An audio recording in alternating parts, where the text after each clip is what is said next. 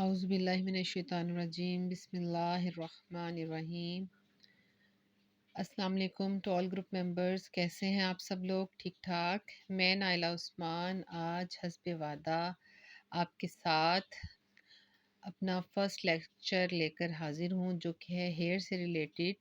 और ये हम सब की बाहमी मुशावरत से ही तय हुआ था कि आज हम इस वीक का, जो कि मंडे से करना था, बट कुछ लोग इस ग्रुप में बहुत ज़्यादा कह लेना कि उतावले थे कि जल्द अज जल्द हमारा काम शुरू हो जाए, तो फिर मैंने इसलिए मंडे का इंतज़ार किए बगैर मैंने आज अपना ये फ़र्स्ट क्लास स्टार्ट कर दी है।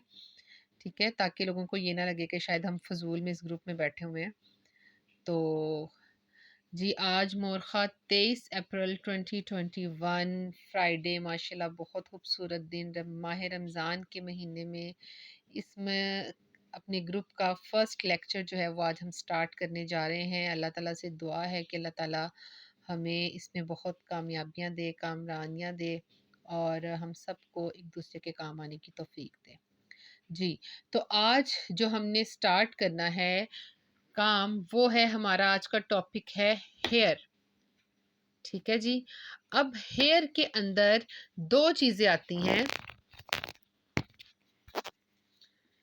एक तो होती है हेयर स्टाइलिंग।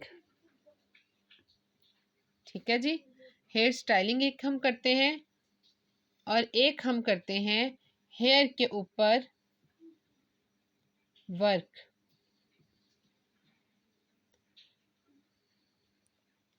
Treatments,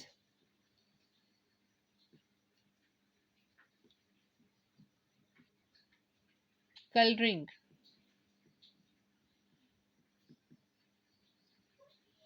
texturing.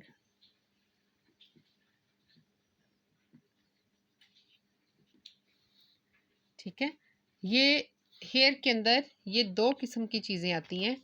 एक तो हमें बालों के, जब भी हम पॉलर से रिलेटेड काम करते हैं, बालों की स्टाइलिंग करनी होती है हमें। ठीक है, उसके अलावा हमें हेयर के ऊपर वर्क करना होता है। वर्क से मुराद, हेयर वर्क से मुराद केमिकल वर्क। केमिकल वर्क लिख लीजिए आप। ठीक है, हेयर के ऊपर हमें केमिकल वर्क करना होता है, फिर ट्रीटमेंट्स करने होते हैं, कलरिंग, टेक्सचरिंग। ट्रीटमेंट्स में केराटिन आ जाएगा। इसके अलावा ये जो टेक्सचरिंग है, जिसमें कि हम बालों की साख्त को बदल देते हैं, रख के इसमें रिबॉन्डिंग आ जाएगा, इसमें एक्सटेंसो आ जाएगा। तो ये बेसिकली दो वर्क होते हैं, स्टाइलिंग एंड केमिकल वर्क। ठीक है, बट इससे पहले कि हम ये दो काम स्टार्ट करें, हमें सबसे पहले ये पता होना चाहिए कि हमारा जो बाल है वो है क्या। ठीक है जी, तो बाल बाल क्या है?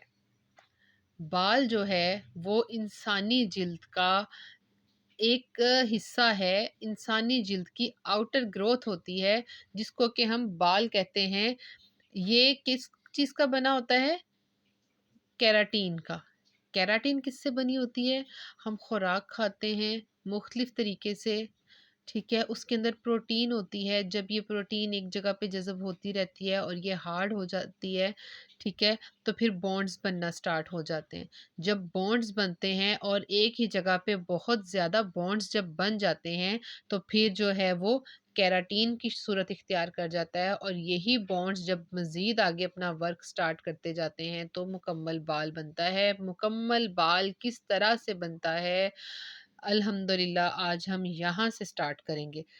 तो सबसे पहले हम आ जाते हैं यहाँ पर नंबर 1 पर। ये आपके सामने मैंने बाल बनने की कुछ स्टेजेस बनाई हुई हैं। तो बाल बनता कहाँ पे है? इंसानी जिल्द के अंदर छोटे छोटे गड़े होते हैं, जिनको कि हम पोर्स कहते हैं। ठीक है, अब हर पोर के अंदर बाल बनता है।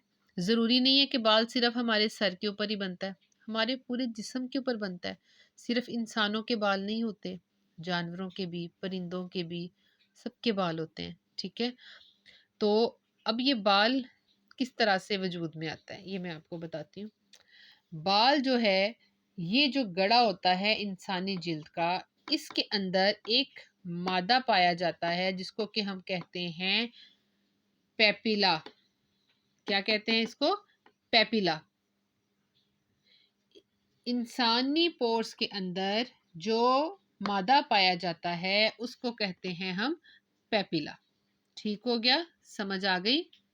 अब जब इस पेपिला को, इंसानी जिस्म को, जब जिस्म के अंदर से जब खुराक मिलना शुरू होती है, ठीक है, ये देखें, जब खुराक मिलती है इंसानी पोर्स को जिस्म के अंदर से, और जब वो पेपिला के साथ जाके वर्क करना स्टार्ट करती है ना, तो यहाँ पे ये देखें बॉन्ड्स बनना स्टार्ट हो जाते हैं। ठीक है, पहले क्या था? सिर्फ पोर्स थे, फिर क्या बना पोर्स के अंदर? पेपिला मादा बना। ठीक है, उस पेपिला के साथ जब हमारी खाई जाने वाली खुराक ने जाकर वर्क किया, या किसी और तरीके से जो भी हमारे जिस्म ने जो जिधर से भी एनर्जी हासिल की, जब वो यहाँ तक हमारे पोर्स तक आया, वो एनर्जी जब इस पेपिला से मिली तो उसने क्या बनाने स्टार्ट किए? बॉन्ड्स बनाने स्टार्ट किए। ठीक है, और आहिस्ता आहिस्ता जब पीछे से मजीद खुराक मिलती गई तो वो मजीद बॉन्ड्स बनाता गया, बनाता गया, बनाता गया, यहाँ तक कि वो बॉन्ड्स बिल्कुल, वो कहते हैं ना, भर गया जी प्याला, सारे का सारा प्याला भर गया। ठीक है,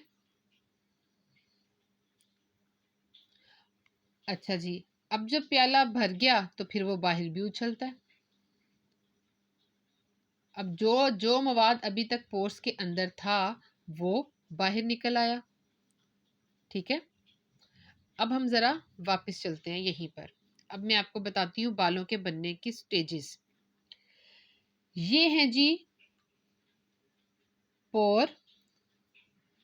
ठीक है, इसको अगर हम बालों के लिहाज से बात करें तो इसको हेयर फॉलिकल भी बोला जाता है। क्या बोला जाता है इसको? अगर हम बाल की एक ज़ुबान में बात करें ना, एक प्रोफेशनल लैंग्वेज में बात करें, तो इसको बोला जाता है फॉलिकल। ठीक है, अच्छा, इस फॉलिकल के अंदर था पेपिला। पेपिला के साथ जब प्रोटीन ने जाके वर्क स्टार्ट किया तो पेपिला ने उस प्रोटीन को बाहर को धकेलना शुरू कर दिया, बॉन्ड्स बनना स्टार्ट हो गए। फर्स्ट चीज थी पेपिला। ये अमल जिसमें पेपिला ने बॉन्ड प्रोटीन के साथ मिलकर बॉन्ड्स को बनाना स्टार्ट किया, ठीक है, इस अमल को हम बोलते हैं एनाजिन। क्या बोलते हैं? एनाजिन। ठीक है, अभी बाल बनने का अमल बिल्कुल शुरू हुआ है। ठीक हो गया, अब आ जाए नेक्स्ट।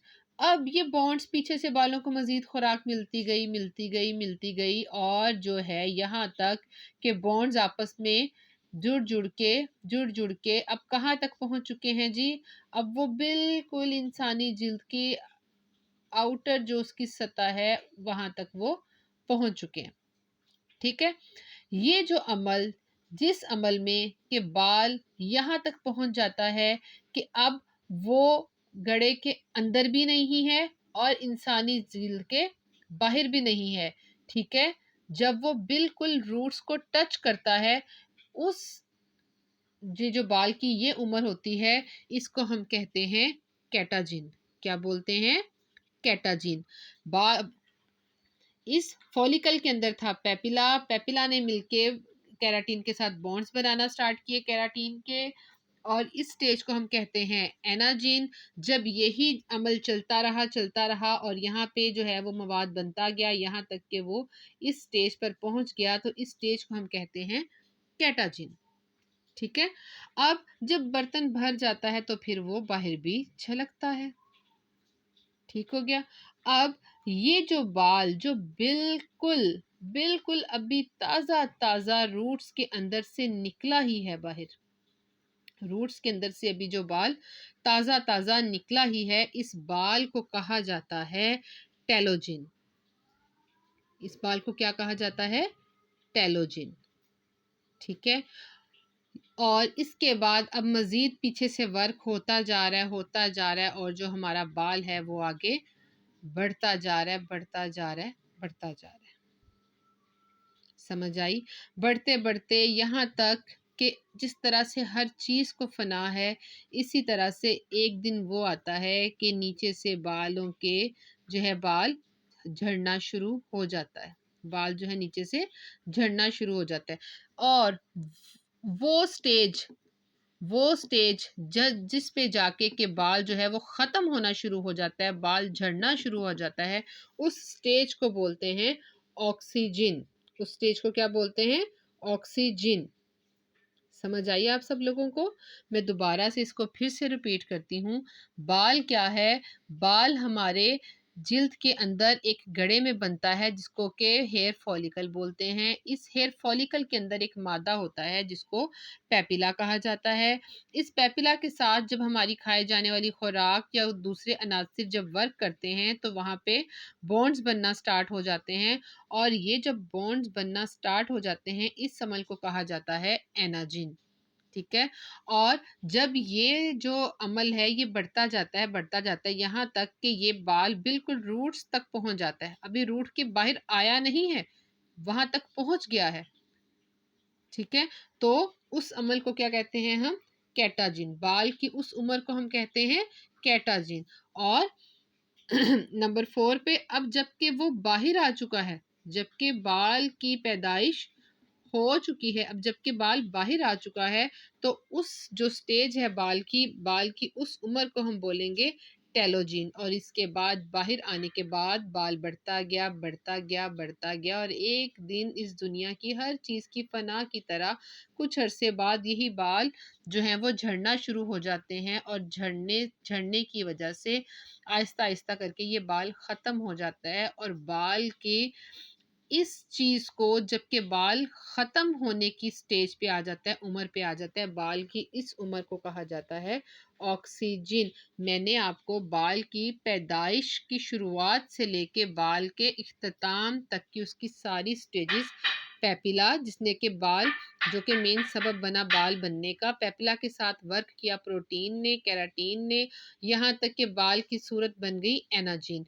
और फिर यही एनाजिन जो है जब रूट्स के पास पहुंच गया तो वो बन गया कैटाजिन। कैटाजिन जब रूट से बाहर निकल आया तो टेलोजिन। टेलोजिन के बाद बाल आगे बढ़ता गया और फिर पहले बाल ताकतवर था, स्ट्रॉन्ग था, फिर जैसे जैसे एंडिंग की तरफ गया बाल जो है एक वक्त आया कि बाल की उम्र ख़त्म हो गई, अब बाल ने झड़ना शुरू कर दिया और बाल की उस उम्र को हम क्या कहते हैं?